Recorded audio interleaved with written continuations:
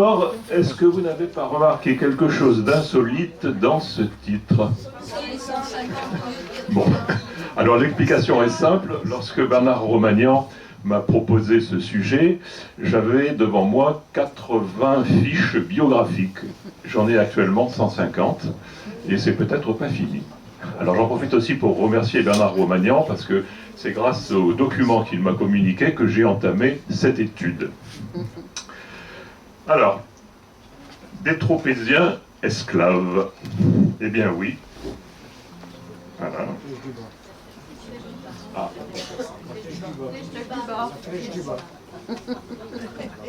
Voilà. Oui, il y en eut beaucoup, et beaucoup plus que 150. Je vous expliquerai pourquoi tout à l'heure. Il y en a eu beaucoup qui ont été capturés par les barbaresques et emmenés en esclavage dans différents ports que nous allons énumérer tout à l'heure. Alors, l'esclavage, finalement, c'est le résultat de la course, de la guerre de course en Méditerranée. C'est un phénomène qui en fait découle de l'état de la course en Méditerranée. La guerre de course, c'est un principe tout simple. Pourquoi fabriquer quelque chose alors que vous pouvez le prendre par la violence? Voilà. C'est beaucoup plus simple. Et quand il y a des bateaux de commerce qui sillonnent en permanence la Méditerranée, ça vaut la peine de le capturer. Il y a peut-être des étoffes précieuses, de l'argent, des métaux. Et à ce moment-là, on capture, et on capture également l'équipage, et on le vend aussi. Voilà. Alors, d'ailleurs, tous les pays ont toléré, et parfois même encouragé, la guerre de course. Il y a eu des Tropéziens, corsaires aussi. Mais ce n'est pas tout à fait la même chose dans les ports européens et dans les ports du Maghreb. Dans les ports du Maghreb, la guerre de course est quasiment une activité très importante de ces différents ports. C'est d'ailleurs tout à fait dans la mentalité des États musulmans. La guerre de course est à la mer ce que le réseau est à la terre, c'est-à-dire une activité guerrière et donc une activité noble. Ce n'est pas du tout considéré comme un acte de piraterie, c'est une activité noble, et les capitaines corsaires des différents ports barbaresques, que l'on appelle les raïs, sont des gens extrêmement considérés et admirés dans la population. Alors vous voyez des scènes d'abordage, c'est un moment terrible, parce que le bateau est parfois cerné par plusieurs bateaux corsaires. Les bateaux corsaires sont des bateaux très rapides. Vous voyez que ce sont des bateaux à propulsion mixte. Ils ont à la fois des rameurs et des voiles latines. Ce sont des bateaux de course faits pour la guerre et qui évidemment rattrapent et combattent très facilement les bateaux de commerce qui sont lents et peu rapides. C'est ce qu'on appelle les shebeks. Ce que vous voyez en haut à gauche sont des shebeks, des bateaux, spécialisés dans la course. Et à droite, c'est une galère. Ce sont des galères, des galiotes ou des brigantins, qui sont des navires de course. Alors, la capture est évidemment un moment très difficile à vivre. Le bateau de commerce tropézien n'a aucune chance devant un shebek corsaire. La seule chance de s'échapper, c'est justement d'essayer de fuir, de gagner du terrain sur le bateau barbaresque. Ça peut durer des heures, voire des jours. Le capitaine tropézien Antoine Olivier a fui pendant 2 jours et 1 nuit avant d'être capturé par le bateau barbaresque. Alors il y a bien sûr, c'est une prise à l'abordage, mais le combat est très rare. Le bateau de commerce n'a aucune chance. En général, le bateau corsaire se rapproche et il a tous ses combattants sur le pont et qui hurlent « à la mort, à la mort, à la mort, bas les voiles, bas les voiles ». À ce moment-là, le bateau n'a qu'à capituler. Si ça dure trop, on tire un coup de canon sur le bateau à prendre, les marins se réfugient dans l'entrepont et le bateau est pris. Alors ici, une très rare image qui représente vraisemblablement un Raïs et son second avec un groupe de matelots capturés. C'est une hypothèse, mais enfin c'est très vraisemblable.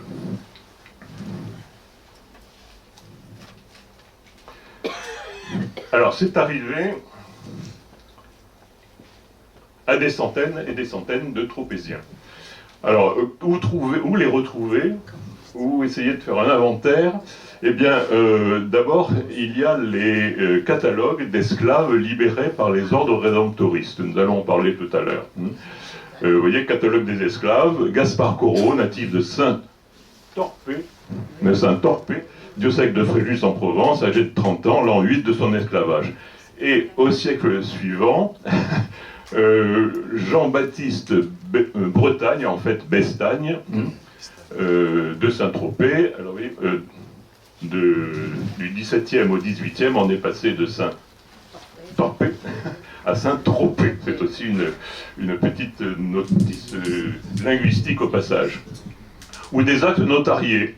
Vous avez en haut à gauche les esclaves tropéziens qui ont été libérés en 1666 par le commissaire Trubert, au nom du roi, à la suite d'un des traités passés avec Alger. Honoré Clérian, Louis Martin, Paul Martin, Jacques Roux, Estienne Perne, Antoine Jourdan, Jacques Raymond.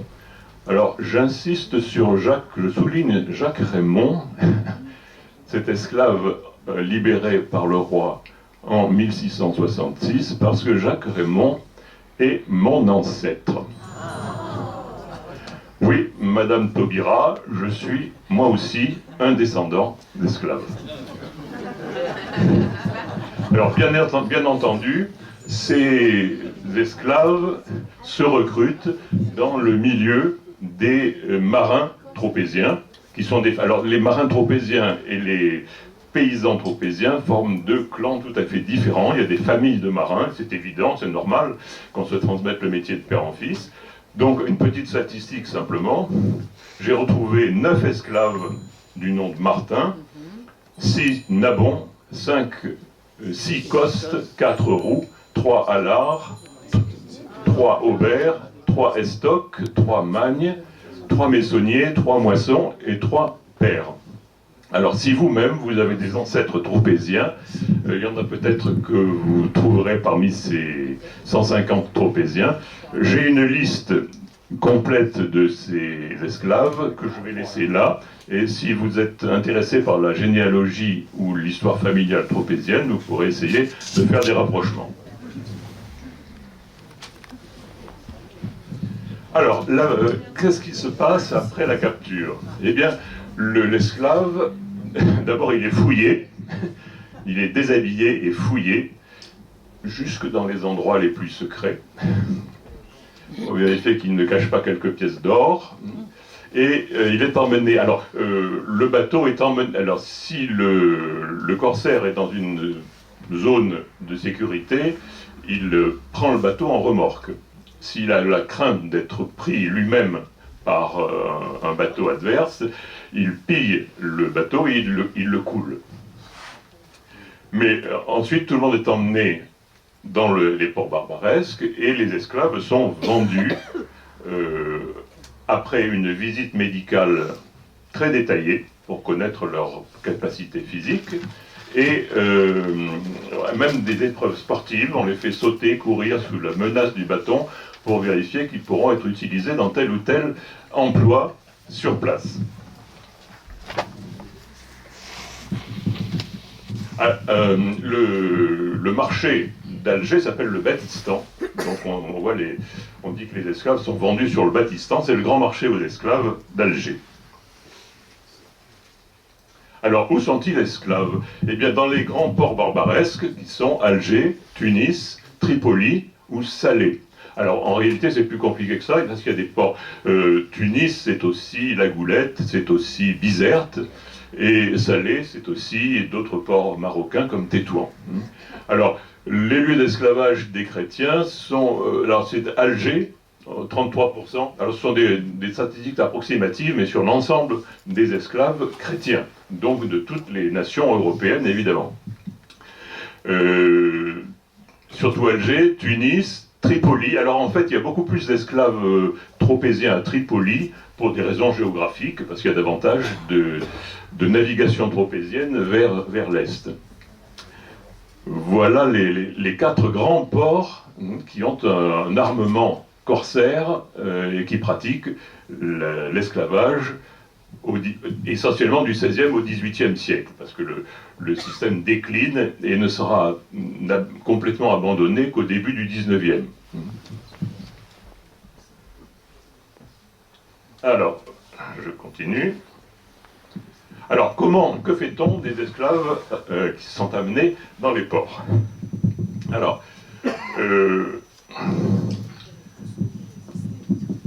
en fait, il y a un tri, comme je l'ai expliqué, d'un tri des esclaves.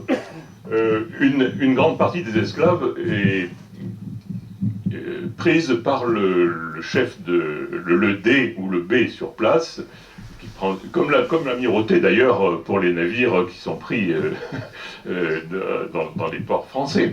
Le B prend environ un esclave sur 5 sur le lot qui est amené dans le port. Alors ces esclaves-là sont utilisés aux travaux publics et aux arsenaux. Ils sont assez maltraités parce que tous les soirs, on les rentre dans les bagnes. Les bagnes, vous savez, c'est les bains. On dit les esclaves des bains, ce sont en réalité les bagnes. C'est le même mot, hein, c'est ça. Ce sont d'anciens bains, souvent d'anciens bains romains, c'est un terme romain. Donc voilà, d'abord les esclaves du dé. Ensuite, il y a les esclaves qui sont pris en compte par les raïs pour servir sur les bateaux corsaires. Donc ils sont rameurs sur les galères, enfin sur les chebecs qui rament, qui voguent, comme on dit à l'époque.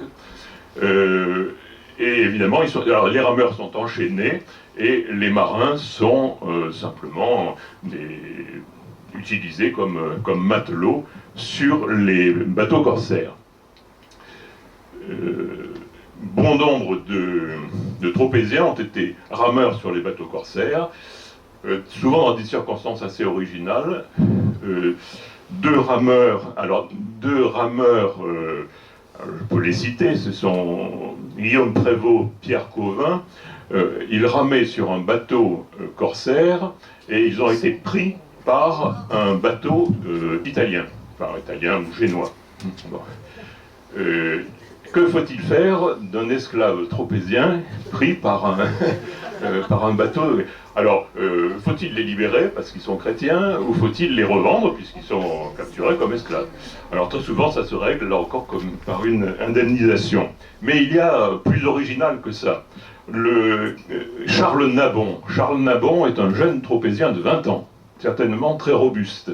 Il rame sur une galère d'un raïs très important, et il assiste à la prise d'un bateau de Saint-Tropez par sa propre galère. Et il en témoigne après ça devant le consulat. Et puis il y a une dernière catégorie, ce sont les esclaves qui sont achetés par des particuliers et qui deviennent des domestiques dans la vie corsaire, ou qui sont envoyés pour travailler dans les exploitations agricoles autour de ces villes. Alors ceux-là sont sans doute les moins maltraités. Ils sont même parfois, ils s'intègrent assez bien dans la vie de chacune de ces villes. Il y en a même qui sont autorisés à faire des petits trafics pour se faire un pécule qui, après tout, pourra servir pour compléter une rançon. Alors peut-on échapper à l'esclavage? Peut-on sortir d'esclavage? Eh bien oui, il y a 4 moyens. Vous les devinez tout de suite. S'évader, être échangé, ou encore, eh bien on peut renier, abjurer et devenir turc, devenir musulman, ou enfin être racheté. En fait, c'est par le rachat qu'on connaît le plus grand nombre d'esclaves, comme ceux que j'ai pu énumérer. Alors, première solution, s'évader. Ça, c'est très difficile. C'est très difficile, ça réussit rarement. Ceux qui essayent de s'échapper, ce sont souvent ceux qui prennent une planche ou un fagot et qui essayent de rejoindre un bateau français un bateau français ou un bateau chrétien qui se trouve au mouillage. Et ça réussit rarement, mais c'est souvent tenté par les esclaves. Ou encore le rêve de s'emparer d'une barque et de partir et quitter la côte. C'est ce qui se passe à droite. Alors là, c'est pas un tropézien, c'est quelque chose qui relève de l'imaginaire, mais un imaginaire assez réaliste. Je ne sais pas si vous voyez à quoi je fais allusion. La gravure qui est à droite. C'est quelqu'un qui s'échappe en jetant son maître bavaresque à la mer et en capturant la chaloupe. Vous savez qui c'est? Alors j'ai dit, c'est une déviation, c'est Robinson Crusoe. 5 minutes? Ça va être long. Bon, alors je vais aller très vite. Bien. Alors je vais aller très vite. Alors on peut aussi, et ça c'est très original, on peut renier et se faire musulman. Dans cette liste, j'ai trouvé 6 tropéziens qui se sont faits turcs.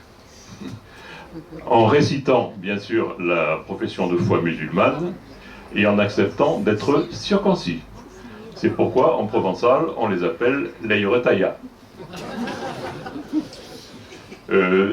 Alors, il n'y a aucune chose religieuse dans cette abjuration. C'est uniquement une affaire de profit. Alors, il y a les renégats qui prétendent qu'ils ont été forcés, il y en a même pas mal. Il y en a quelques-uns qui deviennent des raïs, et apparemment, ce sont les plus cruels. Ils savent très bien ce qui les attend s'ils sont repris par un bateau chrétien. Mais il y a aussi des gens qui s'en accommodent très bien. Antoine Père est devenu Hossein à Tunis. Et je ne dirais pas qu'il a une carte de visite, mais il se dit partout droguement de la nation française. Il est le traducteur officiel des marchands qui sont à Tunis, et il gère par correspondance ses biens à Saint-Tropez. Alors, dernière solution, racheter l'esclave. Si on est riche, on peut faire appel justement à ces tropéziens qui sont installés dans les villes corsaires, car c'est un paradoxe incroyable. Dans les villes comme Alger, comme Tunis et comme Tripoli, il y a un consul de France, avec un chancelier, un trésorier et un chapelain, et qui peut recevoir les esclaves. Donc on peut s'appuyer sur eux pour, avec une bonne somme d'argent, racheter l'esclave. On peut faire appel aux ordres rédemptoristes. Vous savez qu'il y en existe 2, les pères de la Trinité et les pères de la Merci, qui sont des spécialistes des rachats d'esclaves, qui vont en barbarie avec une grosse somme d'argent, avec aussi certaines protections, et qui rachètent les esclaves. Ils publient ensuite, pour obtenir de nouveaux dons, des listes d'esclaves sur lesquels, justement, on retrouve plusieurs tropéziens, je les ai cités. Alors, pour collecter la rançon, bien, il faut souvent faire appel à plusieurs sources de financement. Là, je vous montre, alors, je parlais tout à l'heure des consuls, vous avez là le sceau du consulat de France en Algérie. Et c'est devant ce consul que Charles Estève, tropézien, fait un contrat avec les pères de la Merci pour son rachat. Un contrat des pères de la Merci date de 1658 et énumère les versements que les révérends pères reçoivent pour organiser un rachat. Il y a donc là 10 tropéziens. La famille, alors certains ont reçu une procuration, enfin certains de leurs familles ont reçu une procuration pour rassembler l'argent, et les sommes promises aux rédempteurs vont de 50 livres à 300 livres. Bon, je passe sur les négociations de ces pères rédempteurs. Ça fait beaucoup d'argent tout ça, ça fait beaucoup d'argent, et le roi se plaint que parfois beaucoup de ce bel argent frais, beaucoup de ces beaux écus d'or partent dans les ports barbaresques. Voilà des scènes de transactions. Celle de droite est particulièrement originale, parce que je crois qu'elle n'a jamais été représentée ailleurs. C'est le seul élément d'époque que j'ai trouvé représentant un rachat d'esclaves dans un port barbaresque. Vous voyez, deux pères de la Merci, ou deux trinitaires, vraisemblablement des pères de la Merci, en train de négocier, sans doute avec un truchement, un droguement, un interprète, avec un barbaresque. Alors, il y a les rachats faits par les pères rédempteurs, mais à partir du milieu du siècle, dommage, une minute par pitié, si le public est d'accord. Il faut toujours avoir l'opinion avec soi. Bon, alors, le roi se dit, ce n'est pas l'affaire des pères, des religieux, d'opérer les rachats, c'est à l'État. Nous sommes un grand pays, c'est l'État qui doit faire les rachats, et donc on va procéder par traité de commerce, mais traité dans lequel on aura un article permettant de racheter tous les esclaves présents, en échangeant bien sûr contre les esclaves musulmans qui sont sur les galères.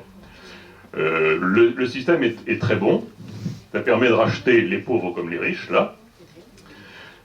Ça permet aussi au roi de récupérer un grand nombre de matelots dont il a besoin pour ses bateaux à une époque où il veut développer sa marine. Et ce sont des gens qui, eux, donc, reviendront à Toulon, port de guerre, et non plus à Marseille comme les précédents. Les rédemptions par l'État, en voilà quelques exemples. 300 Français libérés, dont 7 Tropéziens, sont rachetés en 1628. 4 Tropéziens sur 300 lors du traité de 1665 avec Tunis, et traité avec Alger, ça vous donne aussi une idée du nombre de captifs français. Je dis bien français, il faut multiplier par 3, 4, 5, je ne sais pas, parce qu'il y a des gens de toutes les nationalités. À Alger, où en principe on est censé vider le port de tous les esclaves français, le commissaire Trubert en rapatrie plus de 1100, dont 8 Tropéziens. Alors, justement ce rachat d'Alger en 1666, alors là j'ai fait une petite statistique toute simple. Prix moyen des esclaves, alors il faudrait parler longtemps du prix des esclaves qui est parti d'un chiffre assez raisonnable de 300 livres au début du siècle et qui va être multiplié par 2 ou par 3 à la fin du XVIIe siècle. Le prix moyen des esclaves, alors je traduis tout en livres et non plus en écus, bien sûr. Le prix moyen des esclaves en 1666 est de 809 livres. Le prix des esclaves les moins chers, 429 livres, mais les spécialistes, les matelots spécialisés valent très très cher. Un calfa, c'est 1168 livres, et un charpentier, 1265 livres. Alors, comme nous sommes proches de Saint-Tropez et qu'il faut avoir une petite fierté locale, j'ai calculé que le prix moyen des Tropéziens était de 936 livres, c'est-à-dire beaucoup plus que les autres esclaves français. Voilà. Après la libération, mais c'est pas fini. C'est pas fini. D'abord, il y a la quarantaine. Bon, d'abord, il y a la quarantaine. Et ensuite, les pères de la Merci. Les pères de la Merci sont là pour faire aux esclaves libérés des processions permettant de quêter de nouvelles aumônes. Et des professions qui, vraisemblablement, pour les Tropéziens, se feront dans la zone de Saint-Tropez, mais ceux qui viennent du Ponant seront obligés d'accompagner les pères pendant un trajet qui va de Marseille à Versailles et qui dure parfois 1 mois à 1 mois et demi. Il faut aussi régler des affaires financières. Il faut payer ce qui a été promis pour la libération. Et surtout, pour les gens de Saint-Tropez, eh bien, il faut que la mairie puisse se faire rembourser des sommes avancées au roi, et la mairie n'y arrive pas. Parce que, ou bien les matelots sont pauvres et insolvables, ou bien parce que ceux qui ont de l'argent ont trouvé les moyens de le dissimuler et de devenir insolvables. Et ça cause, pour les municipalités, un endettement terrible à la fin du siècle. Il est donc temps de conclure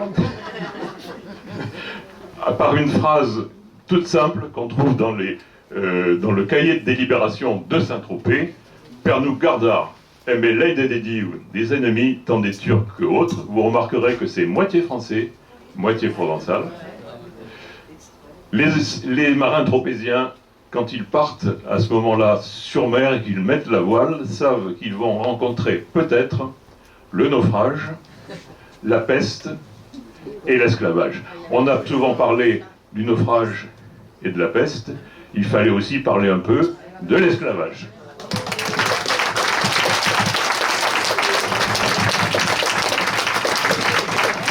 Merci beaucoup, Albert.